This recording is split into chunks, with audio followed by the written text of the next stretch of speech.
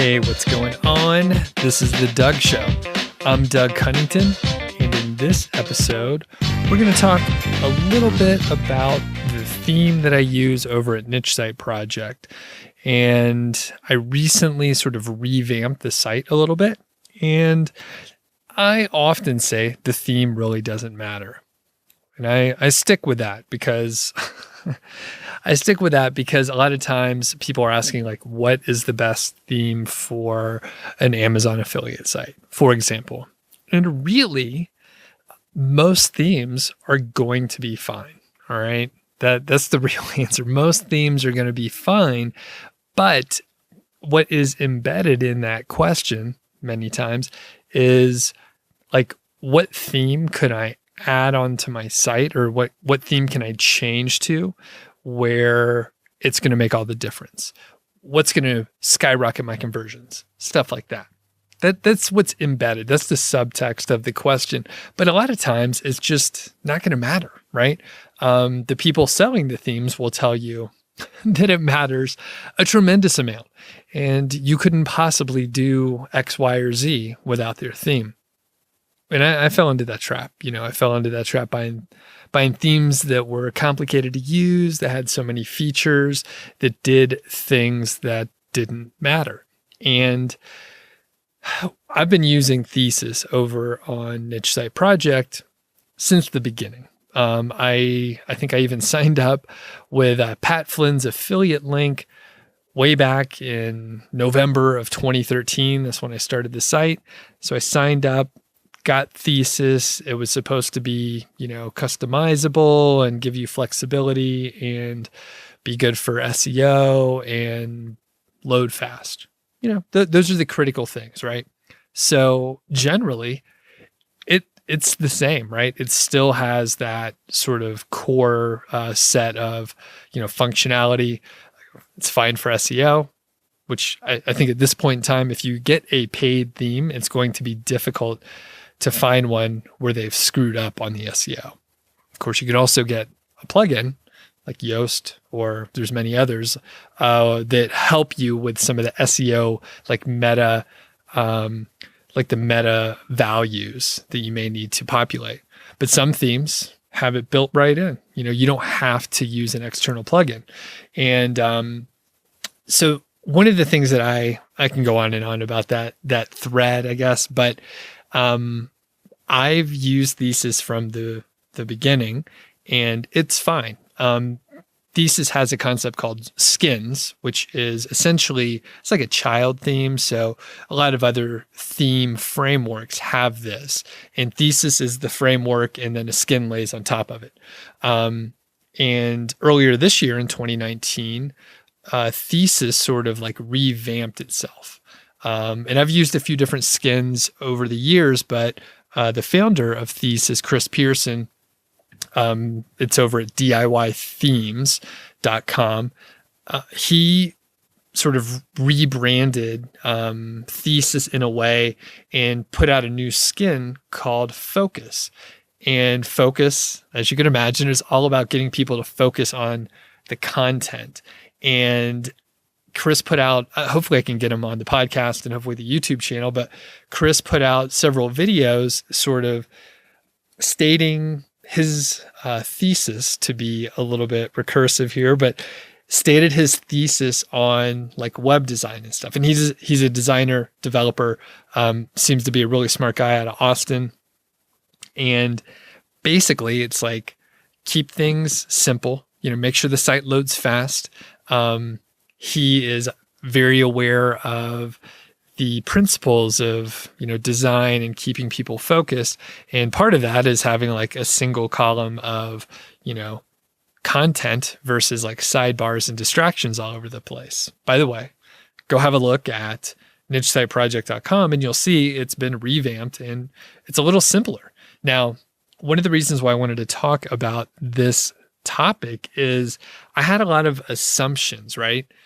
And I had a lot of assumptions about what I should do and things to implement. So a couple just real simple ones, right? You want to have a menu, usually, on a website. and you'll notice the menu is pretty simple on Niche Site Project. And if you start looking around on various sites, you'll see some menus that have 8 things on there, and 5 of the 8 have sub menu items in there as well. And when it comes down to it, it's like not a helpful navigation tool. No one's really going to use it. And if they do try to, it's just like sort of cumbersome and weird. Further, right?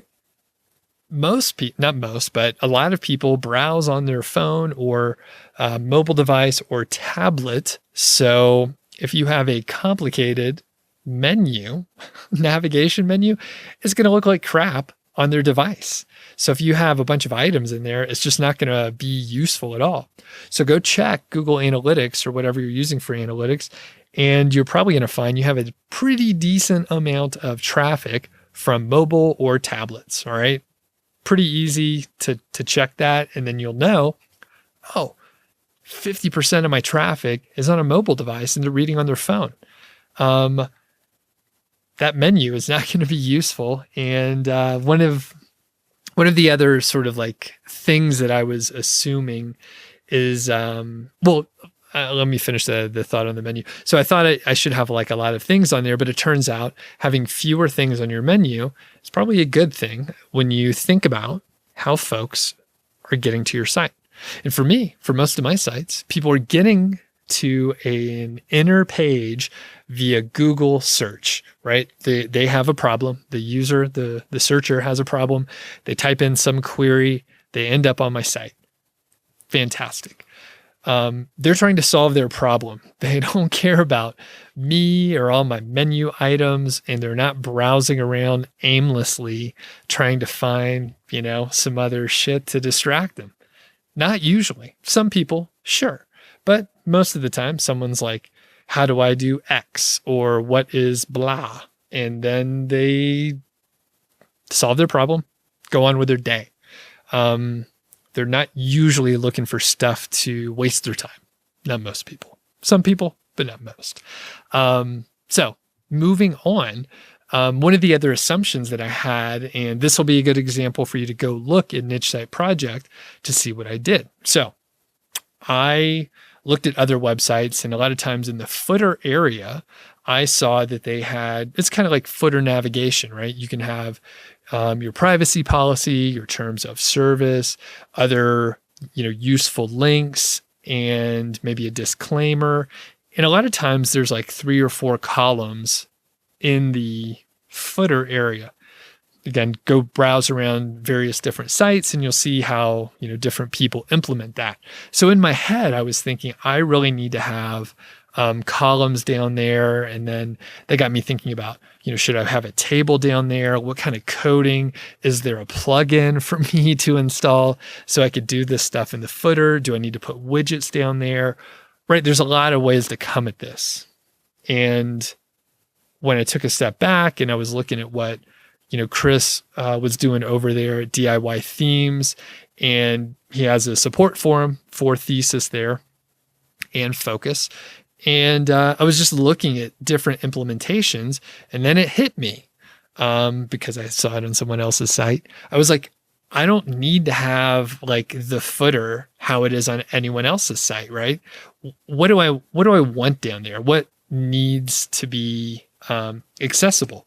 And does it need to be in columns? Does it need to be in some sort of, predetermined formatted way? Especially when you're thinking half of the traffic is coming from mobile devices. So if you go check out Niche Site Project, you'll see I just have a text section down there. There's a search bar, right? Because I know sometimes people, if they get to the very bottom of the post, maybe they want to search for something else. They didn't find their answer in there. So search bar, that's useful. Sure. But then there's other navigational areas. So I can point people towards my social, right? Or YouTube or Facebook or whatever. I can let them know where the FAQ section is. I can let them know where the blog is, resources, etc. You don't have to implement things the same way as everyone else. And The advantage is those are just text links down there, right? So it's just text, hyperlink, and that's it. There's no additional formatting. So two things are valuable because of that, all right? Or it's valuable for two reasons, rather. Number one, no formatting is like the smallest amount of data that you can send over, right? So it's just text with the links.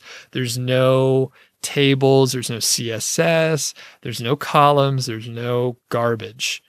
There's nothing else. It's just text. It's literally the simplest data that I can put out there, right? The other thing is when you have these different mobile devices and different resolutions and that sort of thing, you run the risk of it looking crappy on certain devices. I don't test every single device.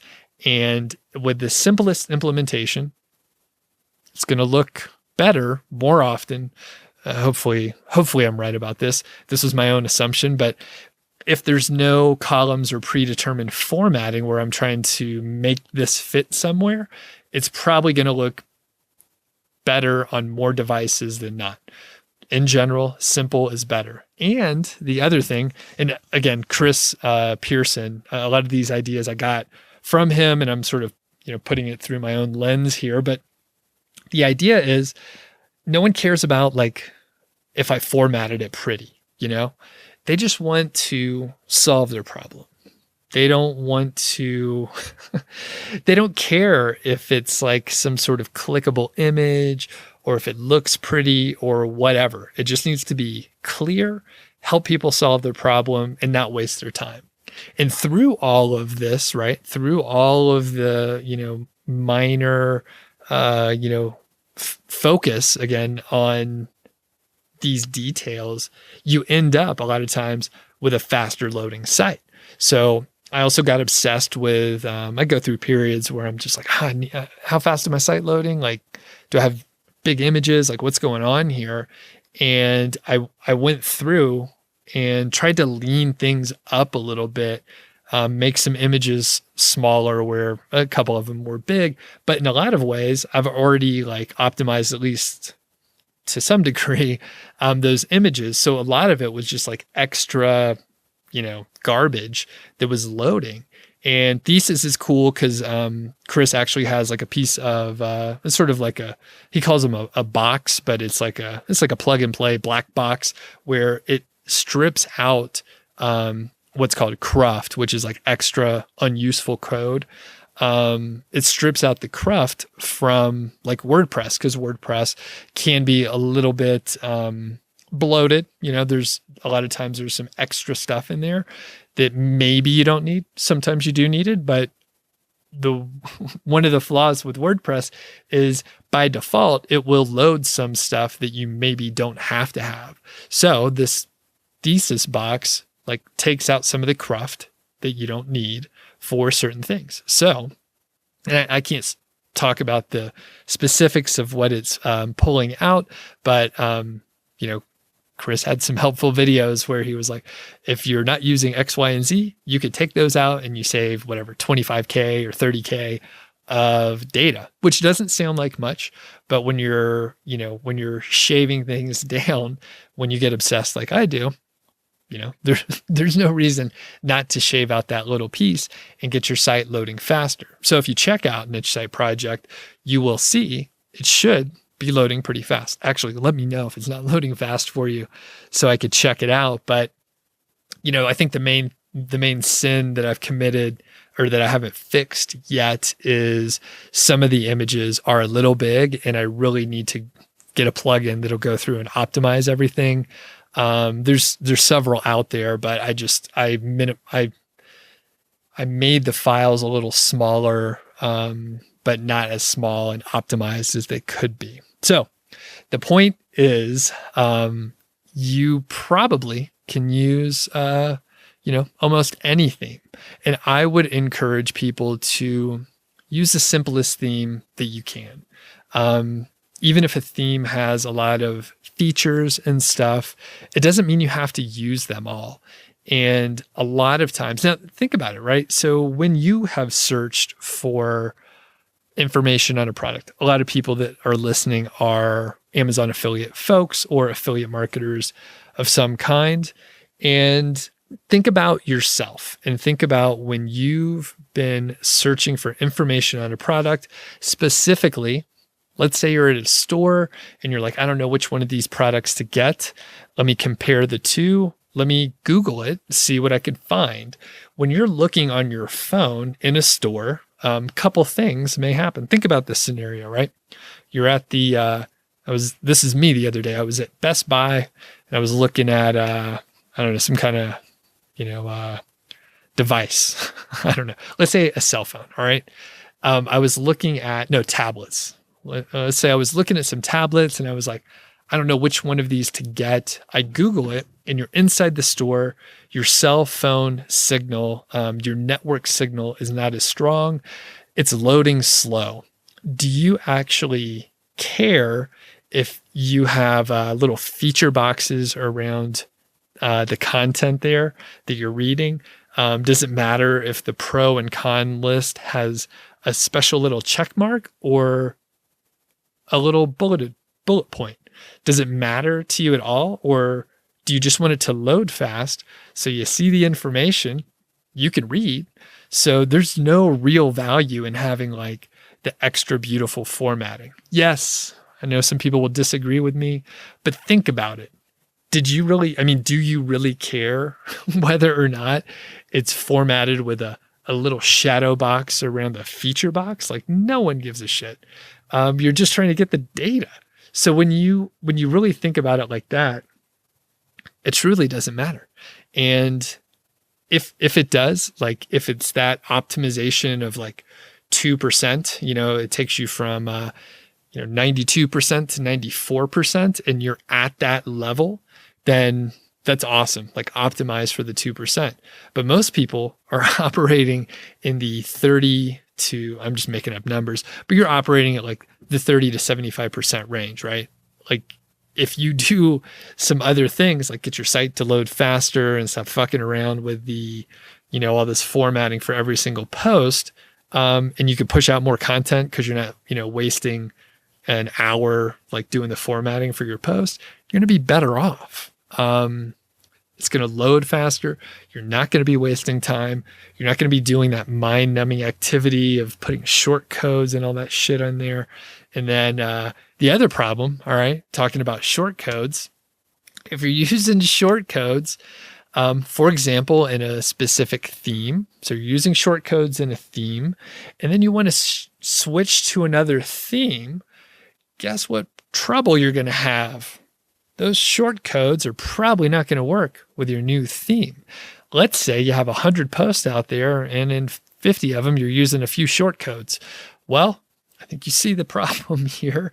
You're going to end up with a bunch of migration issues moving to the new theme. Is it solvable? Yes. I mean, most things are just a problem to solve. But is it an unnecessary problem that you have using short codes? The answer is yes. Now, there are short code plugins that allow you to lay those short codes on top of a theme. And, generally, you'll be able to move a theme because the short code plugin is laying on top. However, I do know that many plugins do use short codes, and it chains you to that theme so that it's a huge pain in the butt for you to switch. So that said, I am pretty pumped about the simplicity of Niche Site Project. And there's a couple, little features that Thesis and Focus have sort of built in, which allow you to format your post to look a lot like what Medium looks like. And I remember when I first, one of my buddies, Justin, back in Bozeman, was telling me about Medium. And I knew of it, but I didn't really pay much attention. And he was telling me, hey, check out Medium. So I went and, looked, and I was like, content first, it's all about the content. And they have some interesting ways to, format images and other, just data, I guess, content in general.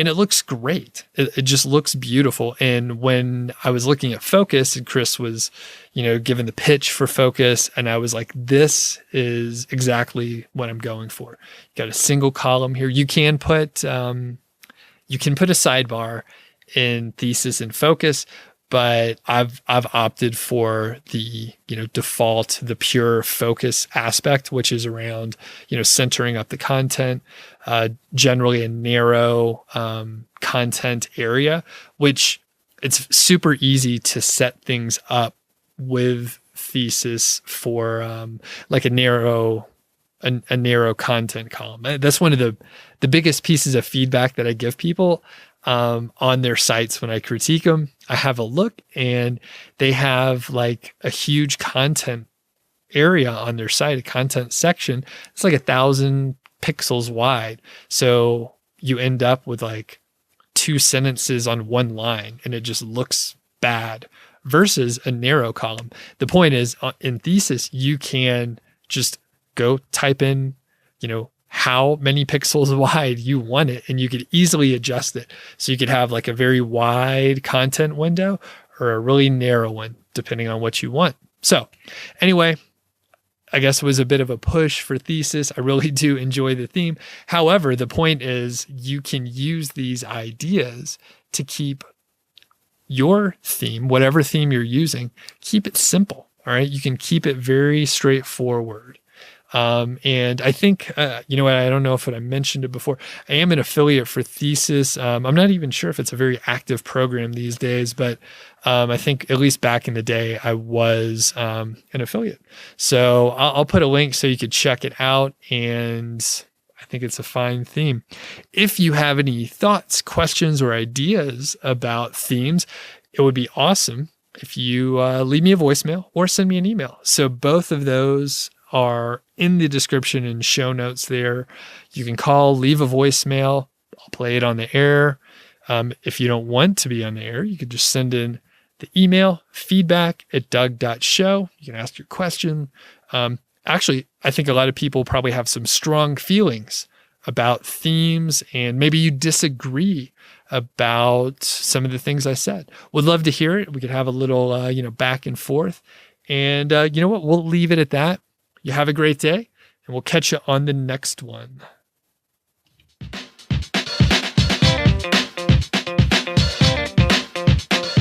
Thank you so much for listening to The Doug Show. I really do appreciate it. I mean, I'm just sitting here at my computer recording stuff, and you're listening to it, and I think that's awesome. If you enjoy the show and you know someone who maybe would be interested in it, please let them know. I think it would be fantastic if you help spread the word.